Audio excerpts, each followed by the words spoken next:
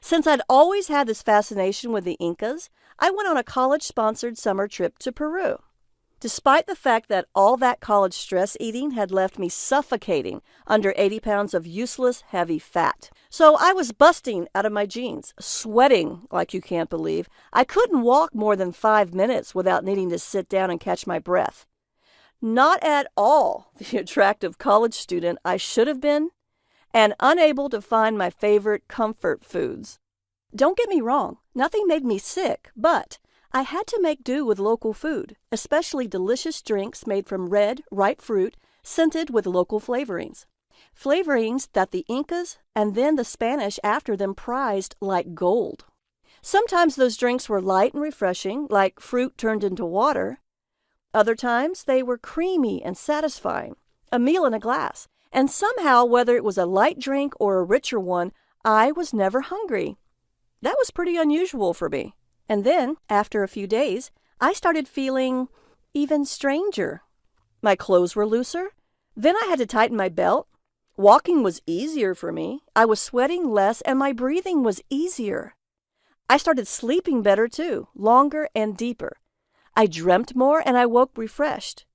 When I was awake, I focused better, and I wasn't as anxious. I didn't have a scale, but I know I lost between 15 and 20 pounds that month. And then, on what was truly the worst day of my life, I did something I'd wanted to do for years. I went to the great ruins at Machu Picchu. I had my favorite rich breakfast drink, which was flavored and scented with a spice the Incas prized for its pure, delicate flavor and the way it soothed them. As a naturopath, this is one of the secret weapons I give my patients to calm their cravings. I think it'll help you too. And it was rich with the same ingredients Inca warriors and mothers-to-be ate for strength and stamina. Maybe I was inspired. After all, I was feeling so much better. And for the first time in my life, I needed a smaller pair of jeans. Maybe I knew if I didn't do it, I'd regret being so near and so far away. I bought a ticket to walk up to Huayna Picchu, the mountain that towers above Machu Picchu. It looks impossible, but you can walk up to Huayna Picchu without any gear or experience. If you're in good shape, you can do it in 45 minutes. Most people do it in 90. It took me 2 hours of public shame and humiliation. With every step, I fell further and further behind my group of several hundred people.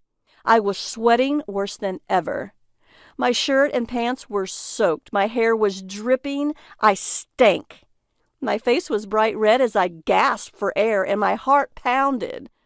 I thought, my good health clinic doctor was right. I will die of a heart attack. I thought, I am so stupid to think I could do this. There was nowhere to hide on those steps. Everyone could see me struggling to the top. I could see the expressions on my fellow travelers, bemused, contemptuous, bored, indifferent, expectant, hopeful, maybe, that I would have that heart attack. Maybe you know what it's like to feel that way. But I made it to the top, and then looking down on that majestic, ruined beauty of Machu Picchu's green terraces, I realized that that horrible, humiliating, terrible day was the best day of my life. If I could only understand what had just happened to me. Just like the big food corporations are telling you now. I'd always heard, eat less and move more.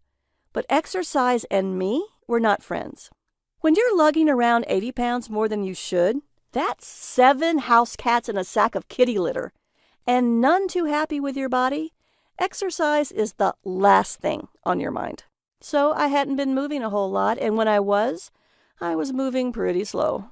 I certainly hadn't been starving. In fact, you could say those weeks in Peru were the least hungry time in my life. But I needed smaller pants. I knew I had lost significant weight, and I'd done something I never could have done before.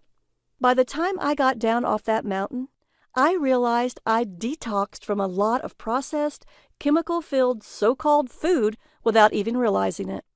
I decided I was going to share what I knew with the world, starting with my family.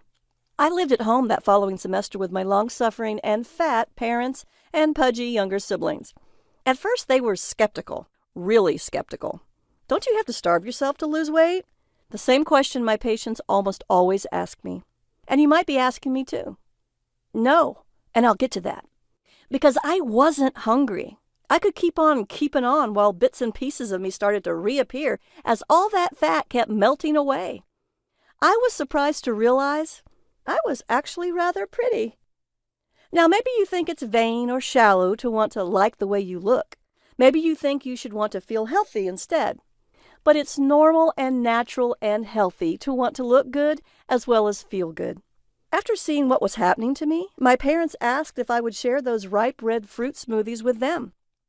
Because I was amazed, and you'll be too, how easy it is to find all these superfoods, and how reasonably priced they are.